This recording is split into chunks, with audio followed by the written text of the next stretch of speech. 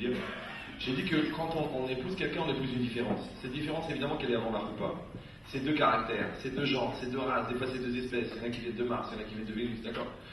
Maintenant, si moi j'accepte cette différence, ça veut dire que je dois accepter, et c'est pour ça qu'il faut croire en Dieu, que la personne qui est en face de moi, elle est adaptée à moi, même dans sa différence. Maintenant, je le reconnais, je le vois. Il y a des gens qui n'ont aucun rapport. J'ai dit, moi j'ai donné des exemples gros, mais des fois c'est au niveau culturel, des fois c'est au niveau religieux, des fois c'est au niveau tempérament, des fois il y a des gens très chauds, des fois des gens très froids. Comment ils vont fonctionner? Alors encore une fois, il faut accepter les choses. Est-ce que Akadosh Baruch Hu, il a créé ce couple ou non? Si quelqu'un n'a pas la émouna que Dieu a créé ce couple, il ne pourra pas se battre pour essayer de le construire. Mais s'il a la émouna, et c'est quoi la émouna? Les gens croient la émouna. Non, d'abord la émouna ne concerne pas que les gens religieux, elle concerne tout le monde. C'est quoi la émouna? C'est une expérience que vous pouvez tous faire. Vous prenez une basket. Vous avez une basket? Pas une chaussure, parce qu'une chaussure, en général, elle a le fond de la semelle qui est lisse. Vous prenez une basket avec un... Vous savez, le dessin de la forme de la basket, il est bizarre. On sent que le type qui a dessiné la basket était un peu perturbé. Ouais. Vous prenez cette basket, vous l'appuyez dans la terre. Écoutez bien, c'est violent. Quand vous la sortez de la terre, eh ben, l'empreinte de la basket, elle correspond à la basket. Ça va? C'est pas trop abstrait? La seule différence, c'est que c'est inversé. Ce qui est un relief dans la basket, c'est un creux dans l'empreinte, et ce qui est un creux dans la basket, c'est un relief dans l'empreinte. Ce qui est en général un plus chez toi, c'est un moins chez l'autre. Ce que l'autre a besoin, c'est ce qui est en plus chez toi. Ce que toi tu as besoin, c'est un plus chez l'autre. Maintenant, à toi de comprendre avec finesse dans quelle mesure est-ce que tu es capable de combler le manque de l'autre. Elle comprend, c'est pas la peine de l'aider. D'accord? Donc ça veut dire quoi? Ça veut dire, non, je vois les gens ils se font des signes.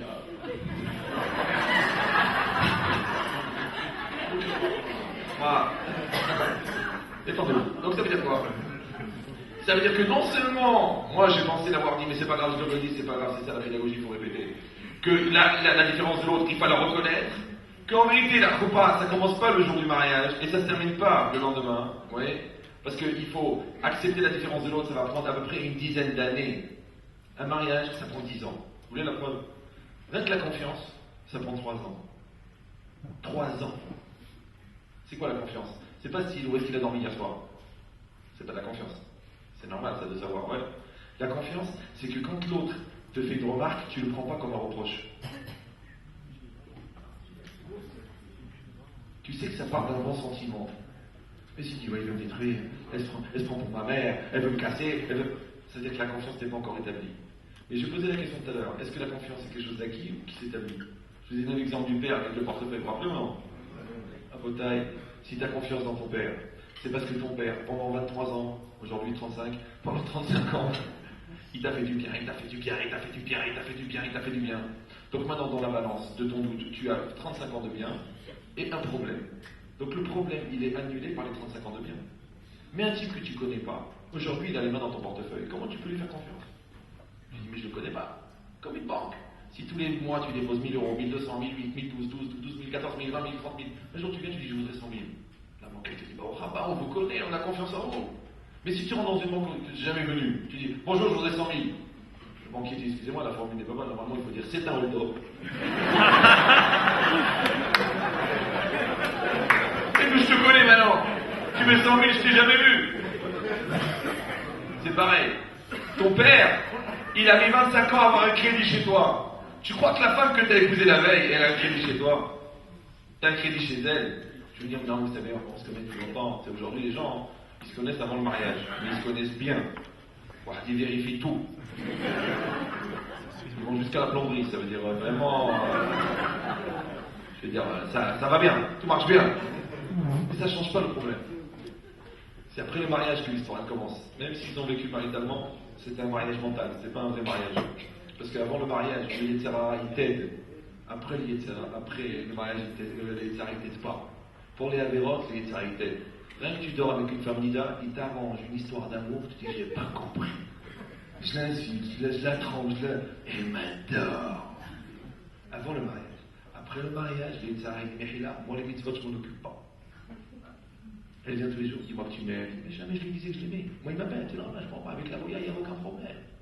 Depuis que je suis avec la juive, elle n'arrête pas, elle fait ça, elle fait ça. Et la Goya, rien. Elle me repassait le talit katan avant Shabbat. Elle me disait, Moïse, va à la synagogue. Et l'autre, quand est-ce qu'on va aller là? Quand est-ce qu'on va aller bizarre? Quand est-ce qu'il me change la voiture? Pourquoi c'est comme ça? Parce que dans la Avera, le Yetzirah, il t'aide. Mais dans la mitzvah, il t'empêche. Celui qui est habitué au confort du Yetzirah avant, il aura du mal à faire des efforts après. C'est comme un escalator. Vous avez fait cette expérience, vous voulez monter un escalator. Vous arrivez en panne. Oh, c'est dur. Mais combien t'as monté l'escalier dans ta vie? Monter un escalier, c'est pas dur. Mais non, monter un escalator qui marche pas, c'est difficile. Pourquoi? Parce que l'escalator, il monte à ta place. Dans les Averot, l'escalator, il monte à ta place. Le Yetzirah, c'est l'escalator. Ouais. Mais quand il arrive en haut, c'est Terminator. Par contre, dans la mitzvah, c'est toi qui marches. Chaque pas, chaque mot, chaque effort.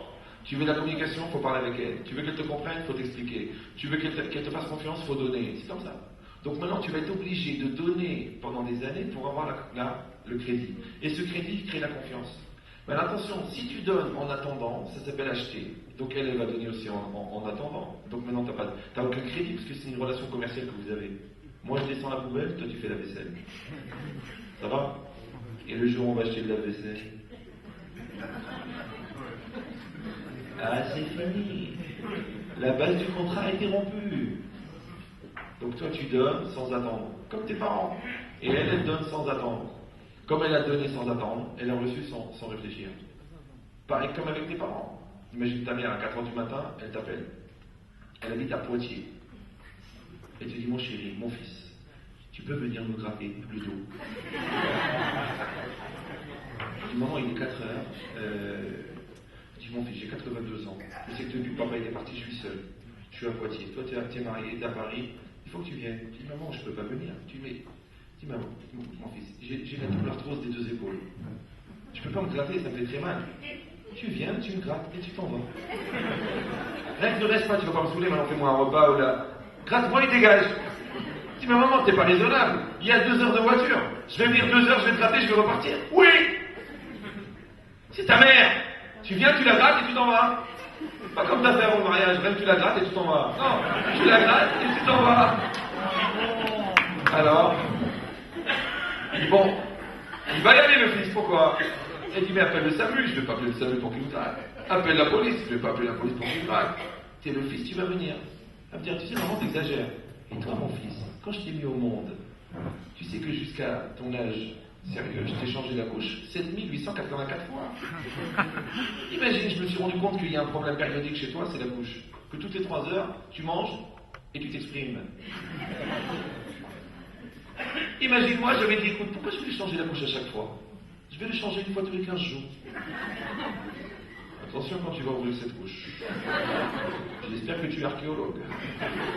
Parce que là, il va falloir du carbone 14 pour la donner. Ouais, c'est pas possible. On ne peut pas laisser un enfant avec une couche pendant 15 jours. Donc comme ta mère, elle s'est levée 1 million de fois pour toi, eh ben toi, tu vas aller voir ta mère. Pourquoi? Parce que ta mère, elle n'a pas calculé ce qu'elle t'a donné. Donc toi, tu vas lui rendre sans calcul. C'est la kavana. C'est la kavana. Donc maintenant, toi, avec ton mari, c'est pareil, avec ta femme. Si tu donnes en calculant, il y a des couples comme ça. Ils sont mariés chez le régime de la communauté. Je te fais ça, tu me fais ça. Je te fais ça, tu me fais ça. Je te fais ça, tu me fais ça. Attention. Attention. Parce que quand je te fais ça, et que tu m'as rendu ce que je t'ai fait, moi, je te dois rien. Déjà, ils ne comprennent pas. Ça va très loin. Imagine, tu vas tous les matins chez ton boulanger, toujours le même. Maurice, en bas de la rue. Toujours. Ouais. Tu lui achètes une baguette. 80 centimes, 85. Bonjour, bonjour, une baguette, bonjour. Bien cuite, comme d'habitude. Ah, c'est normal, tiens, une baguette, 80, merci, au revoir. Bonjour, 80, une baguette, bonjour, au revoir, à demain. Bonjour, bonjour, une baguette, à demain. Pendant 17 ans, le même type, la même baguette, le même... Un jour, tu t'es engueulé avec ta femme. Tu dis, écoute Maurice, ça va pas en ce moment, je t'en prie. Je peux prendre le téléphone, appeler ma femme, lui dire que je l'aime, lui dire que... Écoutez, monsieur, je suis boulanger. Je suis pas psychologue de couple.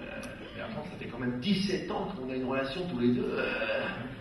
Non, mais c'est une relation de commerce, monsieur. Moi, je vais vous donner 80 centimes, je vous donne une baguette. Mais quand je vous ai donné la baguette, c'est tout.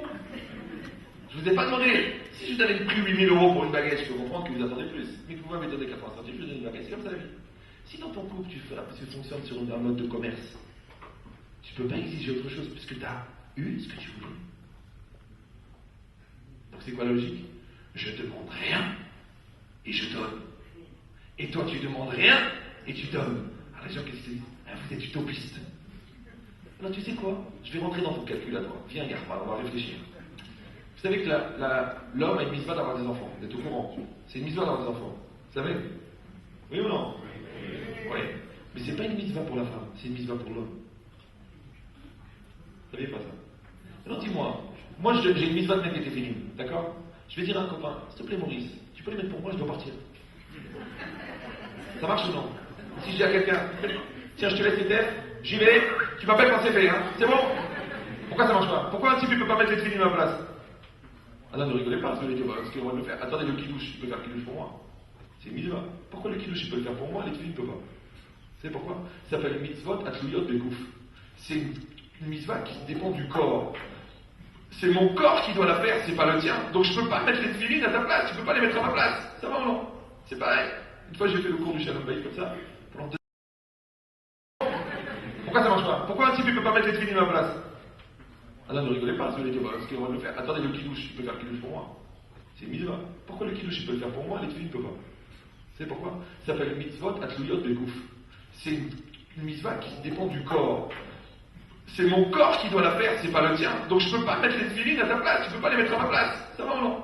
C'est pareil. Une fois j'ai fait le cours du Shalom Bayit comme ça, pendant 2 heures j'ai expliqué que c'est Shalom Bayit. Il y en a un, il s'est levé, il m'a dit tout ça c'est de la théorie. Je lui ai dit Ahmar, la pratique je peux pas la faire à ta place. Donc ça veut dire quoi? Ça veut dire que la femme, elle n'a pas de mitzvah d'avoir des enfants. Mais le mari, il a une mitzvah d'avoir des enfants. Donc quand la femme elle accouche, c'est l'homme qui fait une mitzvah. Je sais pas si vous me suivez. C'est incroyable, non? Dis-moi, comment tu vas lui rembourser à ta femme la mitzvah qu'elle a fait de faire les enfants à ta place? Comment tu vas rembourser la douleur de la grossesse? Comment tu vas rembourser les vergetures? Comment tu vas rembourser les 20 kilos qu'il lui a laissé quand il est parti le petit? Ouais. Comment tu vas rembourser l'accouchement? Comment tu vas rembourser le stress? Comment tu vas rembourser l'allaitement? Ça fait mal. Toi, déjà, on te touche ici, tu dis arrête, alors imagine-toi ce que c'est les crevasses. C'est la mort. Tout ça pourquoi? Par amour pour toi. Alors viens, on fait les comptes. Tu dis, mais je travaille. Eh ben, combien tu vas me faire des heures supplémentaires pour remplacer ça? Combien tu vas lui payer pour ça? C'est laisse tomber, c'est impossible. C'est comme si toi, tu te présentes chez tes parents, à 28 ans, tu dis, écoute papa, écoutez maman, j'ai fait les calculs. Donc je vous ai coûté 237 887 euros. Alors ça c'est pour un juif, il faut compter l'école juive, ça fait un peu le double, d'accord? Je tenais à vous rembourser, donc j'ai fait un prêt et je vais vous rembourser. Voilà, donc voilà, l'argent est là et papa, maman, merci. Ton père, qui t'aime beaucoup, il va dire mon fils, cet argent, prends-le et étouffe-toi avec. Et crève avec, Ahmad. J'ai pas besoin de ton prêt, qu'est-ce que tu veux chez moi? Ouais, papa, je me sentais l'obligation de rendre ce qui était pour moi une obligation, un ressenti de dû envers toi. Mais t'es vrai ou quoi? Si t'es un type bien, l'argent que je t'ai donné, je suis content de l'avoir donné. Si t'es un pauvre type, tu crois que tu vas me rembourser les années que j'ai données pour toi? C'est impossible. Ça s'appelle les PTT, c'est un pauvre type traditionnaliste. D'accord?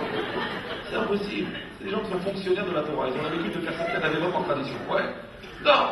Moi, je veux que toi, tu sois à la hauteur. Maintenant, un homme, il sait ce qu'il doit à sa femme, il sait ce qu'il lui doit. Alors il se tait et il donne. Une femme, elle sait ce qu'elle doit à son mari, alors elle donne et elle se tait. Mais si tu veux qu'on fasse les calculs, mais papa, c'est le danger. La comptabilité, c'est le cancer du couple. C'est impossible, je calcule rien. Tu sais, j'ai même l'idée, de penser qu'est-ce que tu me dois. Les gens, non seulement ils sont rentrés dans ce que tu me dois, mais ils sont même dans la logique de l'exigence et dans les attentes. Et dans la déception. C'est pour ça qu'ils se détruisent. Mais si on reste dans cet état d'esprit, que j'accepte la différence, et que moi je fais ce que j'ai à faire dans le couple, je travaille, ouais, je paye ma dette. C'est quoi la dette? On a tous une dette. C'est quoi le mariage? Je crois que les gens disent pareil. On se marie par amour, je l'aime, tu m'aimes. Mais ça veut dire quoi aimer? Dis-moi, tu aimes les poires, tu aimes les poires, tu aimes le chocolat. Dis-moi, combien tu aimes le chocolat? T'as vu la gueule qu'elle a, la tablette, après que tu l'as aimé? Et ton mari, quand ça sera trop long, tu vas le jeter. Aimer, c'est s'engager. Aimer, c'est s'engager. Aimer, c'est quoi? C'est prendre une dette. Le jour où tu te maries, tu dis j'ai une dette envers ma femme, je dois la rendre heureuse, c'est ma dette. J'ai une dette envers mon mari, je dois le rendre heureux. Alors quand tu as emprunté 20 000 euros à quelqu'un, après tu viens et tu dis, tu me rends l'argent.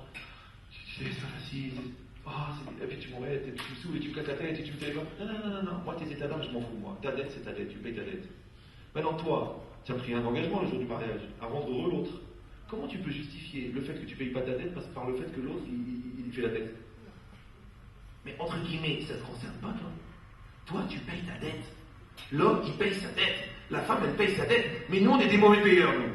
Ah non, puisque tu fais la gueule, j'arrête de payer. Mais tu dois payer. Tu dois être à la maison. Tu dois être attentionné. Tu dois être doux. Tu dois être gentil. Tu dois être investi. Tu dois être sensible. Tu dois donner du temps. Tu dois sortir. Tu dois emmener en vacances. C'est ton travail, c'est ta dette. Paye ta dette. Après, maintenant que tu as payé ta dette, les choses, elles deviennent intelligentes. Mais les mauvais payeurs, comment ils vont faire? Non seulement qu'ils ne payent pas, mais en plus, il faut qu'ils arrivent à justifier. Comme le type, tu dis, puisque tu n'arrêtes pas de me téléphoner, j'arrête de payer. Maintenant, toi, tes obligations, tu justifies ton absence d'effort par le fait que l'autre, il se conduit mal. Mais à la fin, on ne sait plus qui est-ce qui a provoqué chez l'autre le premier, le fait que l'autre se conduise mal. C'est combien? C'est pour ça qu'il ne faut jamais rentrer dans le jeu de l'autre. Que quand l'autre, il fait le gamin ou la gamine, il ne faut pas faire le gamin. L'autre, il gueule, tu dis, non, je ne gueule pas avec toi. Moi, t'es mon mari, je ne crie pas avec toi, on parle. Tu vois, on parle maintenant, on va parler tout à l'heure. Mais si tu rentres dans le jeu, tu cries, je crie plus fort. Tu m'insultes, j'insulte plus fort. Tu parles de ma mère, pas de ta mère. On ne va jamais s'arrêter. On arrête. Ouais, on arrête. On dit, non, je ne vais pas me battre avec toi. Non, haz les shalom. C'est pour ça qu'il y a des lois. Les lois du respect dans le couple, elles sont très rigoureuses. Très rigoureuses. Pour ça, il faut apprendre. Qu'est-ce que c'est le respect? Vous savez, c'est marqué, un homme, il doit considérer sa femme comme une étrangère. Ça veut dire quoi? C'est que quand il marche sur un terrain miné, c'est la femme qui doit marcher devant. Non, c'est pas ça. Je confonds avec une autre religion. Non, ça veut dire quoi? C'est ça qu'ils ont envoyé de dire. Non, ça veut dire quoi? Ah ben, toi tu l'as prenée pour une goban, elle va être éclatée. Donc c'est pas la logique. Ils disent les Khamim, un homme il doit considérer sa femme comme une étrangère. Ça veut dire que ce qui ne fait pas une étrangère, il ne peut pas le faire à sa femme.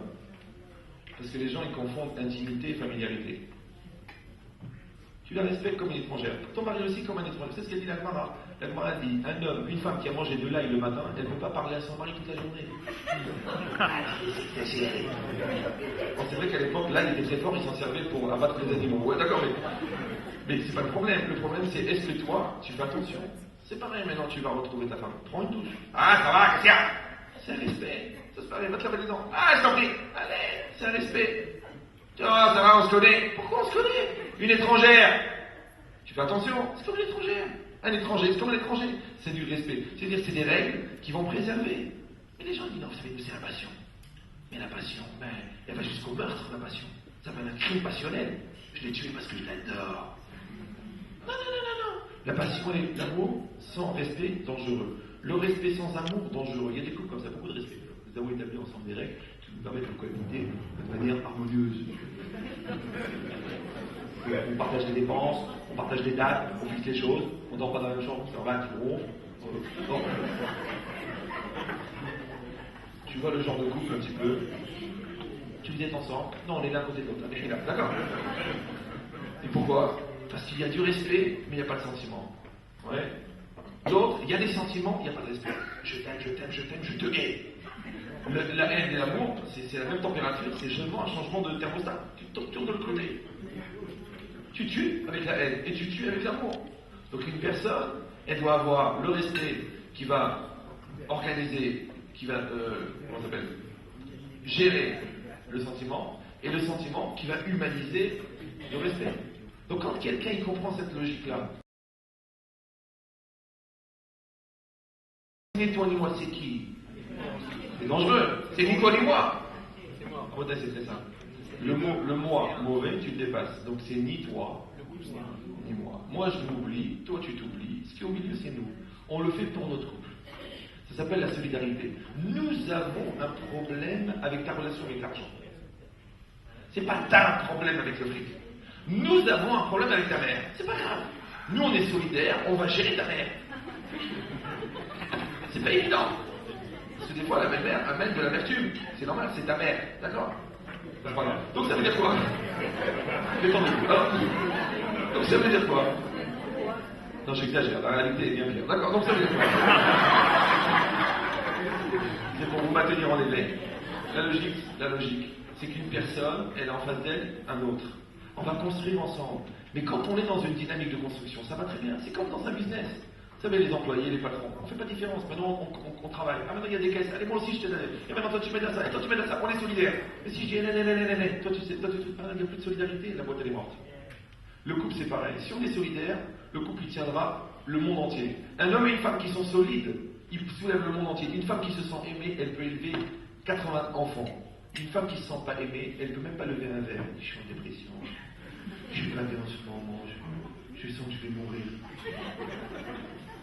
Un mari qui se sent respecté, qui se sent admiré, il peut travailler 24 heures sur 24. Il ne va pas être fatigué. Mais si à chaque fois qu'on dit, c'est nul, t'es pas capable, c'est qu'il n'a même pas envie de rentrer. T'as pas envie de rentrer.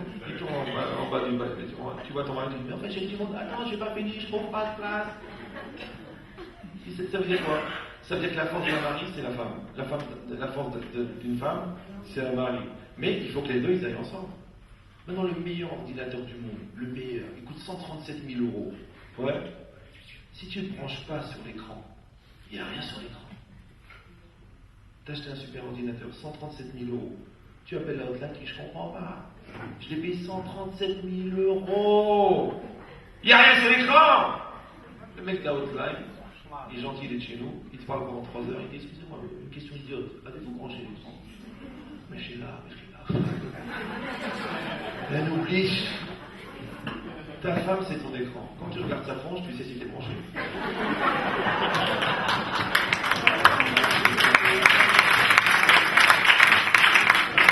Comprenez ou non? Pareil pour le mari, pareil pour la femme. La femme, elle est l'écran, l'homme, il est l'écran. Mais si on n'est pas branché, c'est normal l'ordinateur, il marche pas. Et dans tout, c'est pareil. Ça demande simplement de quoi? Et moi, je le dis toujours. Moi, je vous dis, moi, mon expérience, je dis des milliers de couples. Les gens qui se plaignent, c'est parce qu'ils ont eu le malheur de jamais goûter au shalom. Parce que celui qui a goûté au shalom, même une seconde, mais il kiffe tellement ce shalom. Shalom, ça veut dire la paix en hébreu, oui. Mais ça vient du mot shalem, ça veut dire d'être entier. Quand un homme, il est entier avec lui-même, la femme, elle est entière avec elle-même, et que les deux, ils créent quelque chose d'entier, mais quand ils ont ce kiff-là, c'est-à-dire de fonctionner ensemble, ils se regardent, ils se comprennent, ils sont solidaires, ils s'attendent, ils pensent à l'autre, l'autre il pense à l'autre, ils commencent la même chanson en même temps, ils ont la même pensée en même temps, même à 4000 km, ça veut dire qu'ils fusionnent. Mais celui qui a goûté à ça, jamais il va gaspiller pour des nerfs, ou pour 10 euros, ou pour 1000 euros. Parce que tu gaspilles trop, mais il a le diamant, qu'est-ce qu'ils s'en foutent des 1000 euros? Mais pourquoi les gens ils s'engueulent toute la journée? Vous savez pourquoi? Parce qu'ils n'ont jamais goûté au shalom. C'est pas vrai. On a fait beaucoup d'efforts, on a tout essayé, il n'y a plus rien à faire. Je te dis, crème.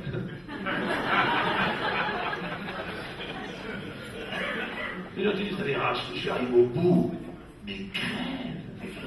Fais-nous plaisir, arrête de nous polluer avec ta tronche d'angoissée. Et là, tu dis, ben écoutez, on veut encore tenter. Eh ben oui, tu veux que je te dise? Écoutez bien ce que je vous dis. 90% des gens qui divorcent ne sont pas mariés. Mariés. Les gens qui divorcent ne sont pas mariés. Parce que se marier, ça prend du temps. Mais pour se marier, il faut faire ce qu'on a dit, il faut s'oublier, il faut se construire, il faut donner, il faut enlever l'itz, il faut mettre de la kedusha, il faut avoir des projets, il faut se développer, il faut être solidaire, il faut être sensible, il faut construire la confiance, il faut travailler. Tu ne travailles pas, t'as rien.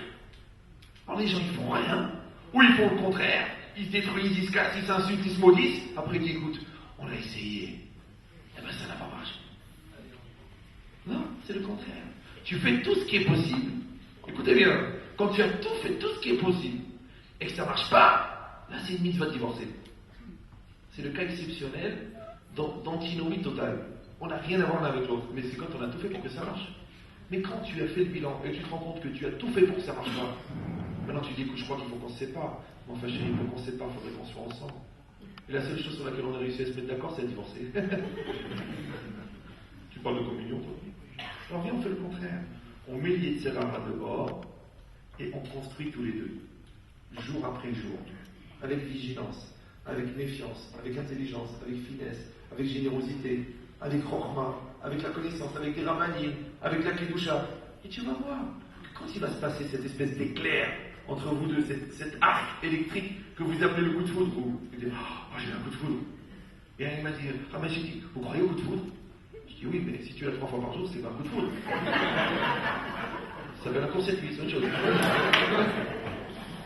Quand il a fait ça là, il dit c'est la femme de ma vie. Il se retourne, c'est la femme de ma vie. Ouah, t'es bien. Le coup de foudre, c'est un arc électrique qui s'établit entre les neurones, entre deux neshamot. Ouais. Parce qu'au fond, ta neshama, elle sait que c'est cette femme-là. Alors ça dure pendant 2 secondes, la première fois que tu la vois, ou la deuxième. Après, pour établir ce qu'on appelle le courant continu, il faut mettre un réseau en place. Le réseau, c'est le shalom bayit. Si tu ne mets pas de réseau, tu dis non, mais normalement ça doit réussir, parce qu'avec le traiteur Mazal, c'est ton Mazal. Avec le photographe souffleur, tu trouveras le bonheur. Et les gens, ils font ça. Ils payent des mariages à 100 000 euros. 150 000 euros. Il y en a un, il a loué le... Comment ça s'appelle? Bercy, pour son mariage. 1 million d'euros. Fier de lui, il repart. Il a divorcé dans l'année. Je ne sais pas si vous me comprenez. C'est-à-dire qu'il n'avait pas fini de payer le traiteur, il était encore en train, il a commencé à payer la pension à sa fin. Heureusement qu'il a épousé la fille du traiteur, comme ça il cumule.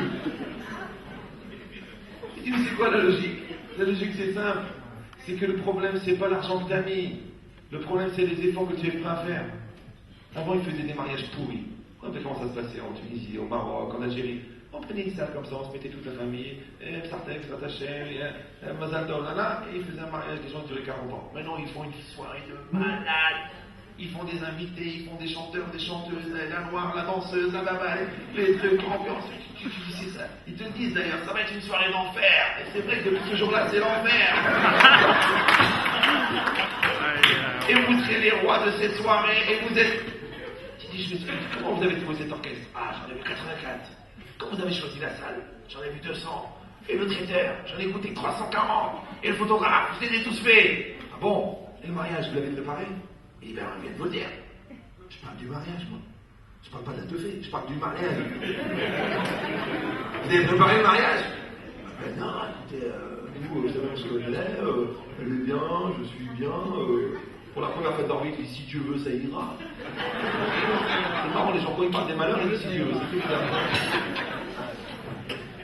Je dis, mais vous avez appris les lois de l'État. Vous avez eu un rendez-vous avec un raf qui vous expliquait comment ça marche le couple. Vous avez écouté des cours pour essayer de comprendre qu'est-ce que c'est la solidarité, la bonté, le respect. Vous savez tout ça? Non, on y va comme ça. On verra bien. Il n'y a pas de raison normalement, hein? Tu rigoles. Mais de loin, je vois déjà les 2 pots de banane qui vous attendent. Et si ça se passe cette année, vous pourrez dire c'était une bonne année. C'est fou, quoi. Ils sont fous. Ils sont fous. Ils sont malades. Ils sont fous. Moi, mes élèves, parce que eux, ils se considèrent comme mes élèves. Ils viennent au cours régulièrement. Ils me disent, non, mais j'étais, voilà, on voudrait une bracha parce que Baruch Hashem, on a trouvé, on va se marier. Je dis, comme mariage dans 6 mois. Je dis, il n'y a pas de bracha. Je dis, comment? Il n'y a pas de bracha. On veut une bracha, il n'y a pas de bracha. Je dis, la bracha, voilà les cours, voilà les trucs, voilà ce que vous devez faire. Travailler pendant 6 mois. Et comme ça, si tu veux, je vous reverrai plus. Parce que Baruch Hashem, les gens, ils sont armés, ils sont blindés. Ils sont construits.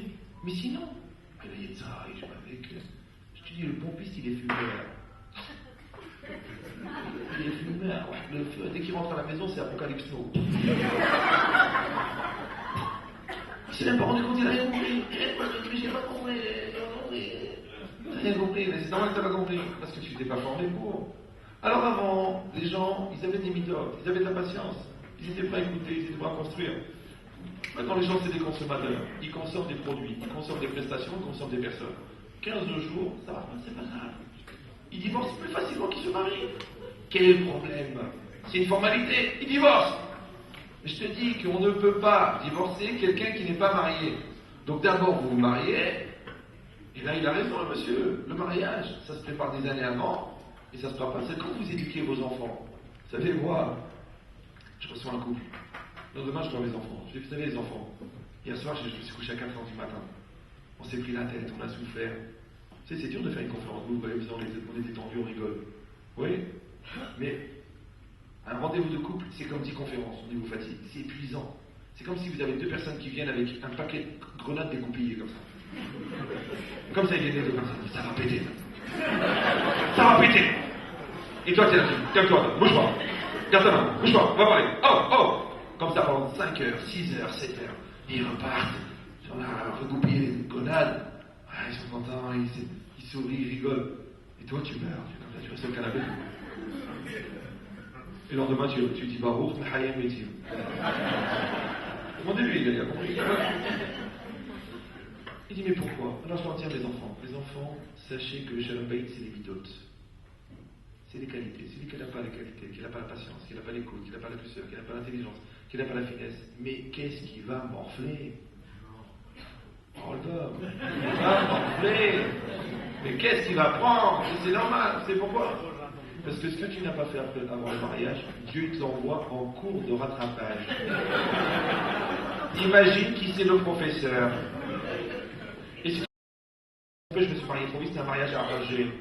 Alors quand tu nies que l'autre il peut t'apporter, ce qui fait Dieu il reporte les UV que tu n'as pas fait pendant la deuxième période, il les envoie pendant la troisième période. C'est les enfants. Les enfants, malheureusement, vous savez quel est le défaut d'un enfant? Il te ressemble. C'est son seul défaut. Tu vois ton fils, tu dis, mais d'où il sort ce repas? Mais d'où il sort ce repas? Et ton fils, il te regarde et te dit, le fruit ne tombe jamais loin de l'arbre. Ça veut dire que ce que tu n'as pas travaillé sur toi avant ton mariage, tu dois travailler avec la femme que Dieu t'a envoyée, parce que c'est pas par hasard qu'il t'a envoyé. Et ce que tu veux pas travailler avec ta femme, d'abord, tu vas le travailler avec tes enfants. Et crois-moi que c'est plus insupportable. Parce qu'avec un adulte, tu lui envoies dans la gueule, tu dis c'est ta faute. Mais un enfant, tu peux pas lui dire ce qu'il a fait. Donc, ça te revient en pleine figure. Quand tu es convoqué à l'école, tu enfin, votre fils n'arrête pas de mentir. Tu dis, écoutez, je ne sais pas d'où ça vient. Déjà, tu es en train de mentir. Alors, avant la génétique, on pouvait dire, mon fils, il est beau comme moi et belle comme moi. Avant. On pouvait dire ça. Aujourd'hui, c'est plus possible. La génétique, c'est minimum 50-50. Il y en a qui disent 70-70 parce qu'il y a aussi les gènes de la belle-mère qui rentrent. C'est tout le visage de ta mère. Non, j'ai une belle-mère de folie. Je touche du bois. Hein, vraiment, c'est une manière d'enlever l'aïmara. Donc ça veut dire quoi en Bretagne? C'est pas vraiment pour vous angoisser, c'est bon pour vous faire réfléchir. Que puisque Akadosh Baruch Hu, il me renvoie les questions que je fuis. Donc le plus intelligent, c'est de les assumer. Maintenant, quand on te les envoie en tant que célibataire, mais regarde-toi dans une glace, n'aie pas peur, arrête d'accuser les gens, on ne comprend pas, on ne sait pas qui je suis, on ne connaît pas ma valeur. Accepte-toi et évolue. Tu ne vas pas le faire avec toi-même, tu vas être obligé de le faire avec ton partenaire. Parce que mes avec Zivogim, c'est les Fimarasa, Hachem il va t'envoyer quelqu'un au niveau de ton amélioration et aussi au niveau de ta détérioration. La femme, c'est la semelle, et toi, t'es l'empreinte. Et elle, c'est l'empreinte, et toi, t'es la semelle. Le seul défaut, c'est que ça colle. Donc si toi, tu ne supportes pas la remise en cause, mais tu l'as épousé la remise en cause, t'as pas compris encore? Tu as épousé la remise en cause, tu vas crever. Mais si tu acceptes la remise en cause, tu vas évoluer. Donc cette logique, c'est quoi? C'est que la personne qui est en face de moi, elle va me donner l'occasion de grandir. Si je ne l'ai pas fait avec elle, ben je vais être obligé de le faire avec les enfants. Donc la Torah, en vérité, qu'est-ce qu'elle te dit? La Torah, elle te dit une chose extraordinaire. Je te donnerai les éléments qui sont nécessaires dans l'étape d'après, je te les donnerai dans l'étape d'avant. Mais sinon, les efforts que tu fournis en tant que célibataire, ça va te servir en tant que marié. Parce que comme tu as réglé ton problème d'amour propre, après quand tu vas rencontrer ta femme et ton mari, tu ne vas pas commencer à faire la gava parce que tu as déjà réglé ce problème. Si tu ne l'as pas réglé, maintenant tu as un problème d'orgueil plus un problème de couple, deux problèmes. Après avec ta femme, qu'est-ce que tu vas faire? Tu vas travailler sur ton couple. Pendant combien de temps? Pendant 14 ans. Au bout de 14 ans, que ton couple de gamin, il est devenu un couple d'adultes, c'est parce qu'on arrête d'accuser l'autre. On a compris maintenant qu'on est tous des solutions, on n'est pas des problèmes. Donc maintenant, pendant 14 ans, on a dépassé la crise d'adolescence de notre couple. On arrête de se conduire comme des gamins. C'est bien, parce que justement à ce moment-là, ton fils, lui, il commence sa crise d'adolescence. Maintenant, si les deux parents regardent la crise d'adolescence de l'enfant, mais qu'eux ont dépassé leur crise, ils peuvent assumer la crise d'adolescence de leurs enfants. Ça va ou non? Mais si les enfants se rendent compte que leurs parents sont plus jeunes qu'eux, c'est dangereux. Vous savez, c'est une règle qui a été développée par le professeur Cousteau. Il a dit, il est très important que les maîtres nageurs sachent nager. Parce que quand un noyé se rend compte que le maître nageur qui est censé le sauver, lui-même ne sait pas nager, il est pris d'une panique espagnole, ce qu'on appelle l'hispanique. D'accord?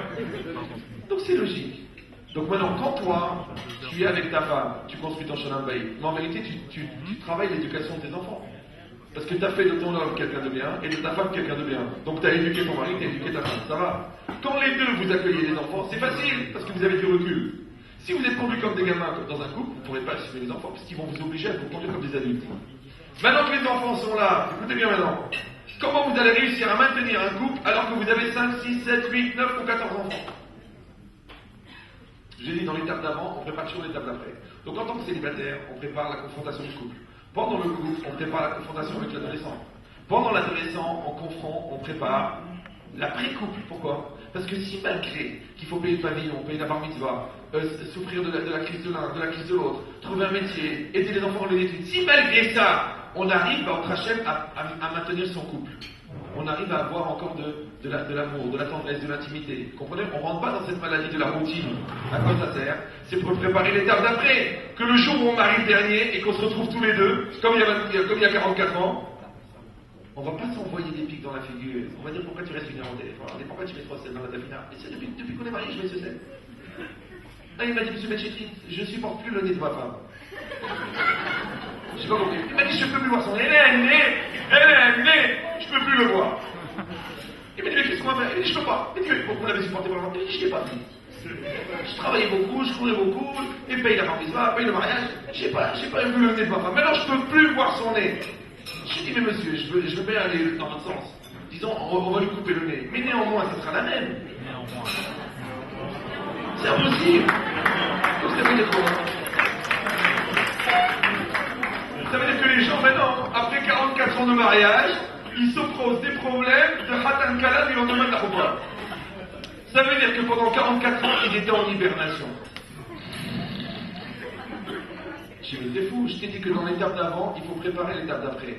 Mais si pendant la période où on était dans la folie des enfants, des mariages, des mariages, on a pris du temps, on a pris des week-ends pour nous, on a kiffé, on a créé, on a développé, on a aussi adapté l'intimité. Alors maintenant, quand les enfants ils s'en vont, on est content de se retrouver, puisque les quelques minutes qu'on pouvait avoir pendant ce temps-là, maintenant on les a à plein temps. Mais les gens qui se sont fuis pendant 40 ans, grâce aux enfants, le jour où ils sont là en face de l'autre, ils vont mourir. Ils sont morts, ils disent, je ne peux plus là, moi. Mais va travailler, trouve-toi une occupation, il n'a rien à faire toute la journée sur le canapé. Combien tu restes au téléphone? À quoi ça sert tout ça? Combien ça me coûte? Mais va travailler, va travailler. Il y en a qui font le cadiche du vivant de l'autre, attention. C'est pas un souhait, c'est prière, d'accord? Donc ça veut dire quoi? Ça veut dire rabotage, chose très simple. Que Akadosh Baruch Hu, il vous donne les moyens, la vie vous donne les moyens, seulement de savoir les utiliser. Si vous comprenez ça à chaque étape, mais vous êtes blindés, vous êtes sauvés. Mais si quelqu'un fait le contraire, encore une fois, comme j'ai démarré, si de croire que la différence, ça nous sépare, elle devient impure. Mais si la différence, on l'utilise, ça devient un pont. Donc grâce au pont, on s'est rapproché. Ou le contraire, à cause du pont, on s'est séparé. Il faut juste avoir cette rochma, et cette rochma, elle est basée sur la Emouna. Celui qui dit, écoute, c'est ma femme, c'est mon mari, c'est mes enfants, il va travailler avec. Mais si au fond de lui, il refuse, au fond d'elle, elle refuse, le bonheur est ailleurs, et je suis encore belle, et qu'elle a dit, eh ben j'ai 48 ans, je peux refaire ma vie. Lella, comment veux-tu construire avec quelqu'un que tu refuses? C'est la Emouna. C'est la Emouna. Et là-bas, tu penses que c'est pas lui? Alors dégage. Tu dis non mais c'est pas lui, mais je reste. Alors construis. Non, tu restes et tu construis pas. Mais quel est ton espoir que ça s'arrange? Quel est ton espoir que ça s'arrange? Et là-bas, c'est très simple. Vous avez compris, il y a des règles.